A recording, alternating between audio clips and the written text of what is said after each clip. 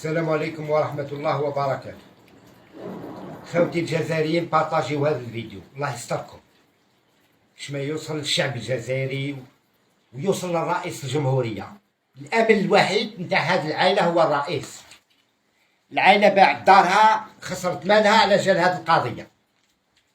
هذه القضية خوتي الناس هذو مافيا، حاشاهم لي مافيا، حاشاهم الشعب لي مافيا، بويسكو لي مافيا تعافروا مع الكبار، مش مع عائله فقيره وعائله يقتلوا لها ولدها ويخطفوا لها ولدها الكبير، قتلوا الصغير وباعوا الاعضاء، وكيف وقت بهم زادوا داو الكبير وهم يهدوا فيا، هم يهدوا فيا يا عبد المجيد.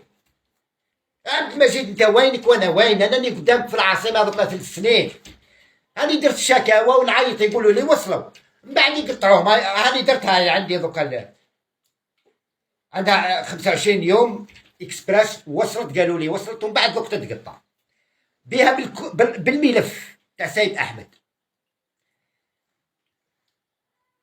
هاد الناس اخوتي شوفوا شكون اللي راهو يدافع عليهم، انا ما قدرتش كاش ما ربي والدوله. ها هذا الدفاع تاعهم اللي دافع البوشي، ها هو بولفراد جمال.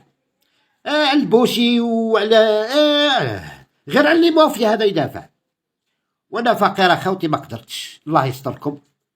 يدافع على جال هذا التونسي تواتي رضا. ها ارتكب قدام الجريمه ونهاو المهام تاعو، وهاو يخدم ويقتل في الاولاد وما فهمت. شوفوا ولدي واش دارلو، ها ضربه في الراس فهمتوها لي بكل. شوفوا زاد سرق له اخوتي الجزائريين.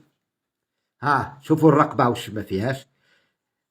ها عضلات الرقبه، الهياكل الوعائيه، الغده الدرقيه، الجهاز الحنجري، الصدر شوفوا واش ما كانش. عدم وجود القلب، الرئه، اللسان والمارئ، عدم وجود الكبد، المراره، الكلى، المسالك البوليه والكظريه.